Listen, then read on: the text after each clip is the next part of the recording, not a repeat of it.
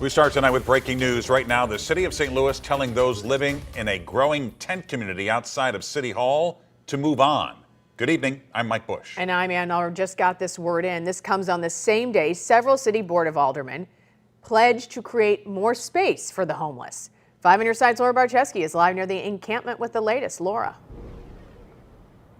Mike and Ann, when we first got here to the tent encampment in front of City Hall tonight, several people told us they had no idea about the city's plans to ask them to move on. They were even suspicious about why we were here, just looking into the issue. Then later on, as the night progressed, we went over to the other side of the encampment and talked with a couple of men who said they were notified about the ask for them to keep moving. It's ridiculous. There's no words for it, honestly.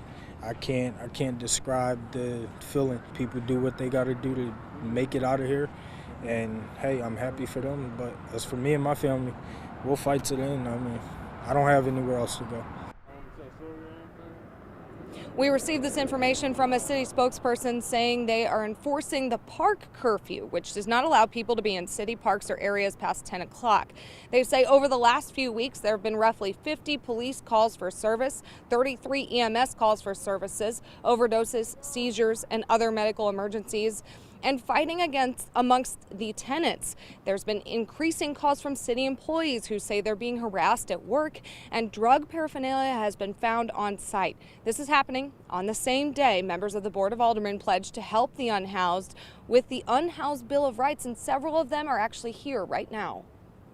It's important that we remove barriers to their existence, which is why we are decriminalizing activities like panhandling and loitering and laying the foundation for safe camping areas, designated spaces for tents that will have mobile showers, toilets, and hand washing stations. The city says the Department of Human Services has conducted outreach at the site at least 35 times over the past 65 days in an effort to connect the people with permanent housing and other services. More than a dozen apparently have accepted those resources that have been offered so far. That's all according to the city. They say everyone here will be offered shelter again tonight. They say they have space available. While shelters tell us earlier they don't have any room, like St. Peter and Paul homeless shelter in Soulard.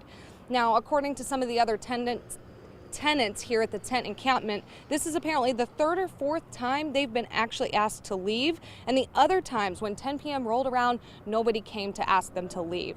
And this notice all comes ahead of the visit of top government leaders coming here to discuss the 2024 Democratic National Convention. We haven't seen a whole lot of movement behind me as far as asking people to leave, but we have seen, like I said, city officials showing up. Some of them I've heard have pledged their support for the people who are staying here.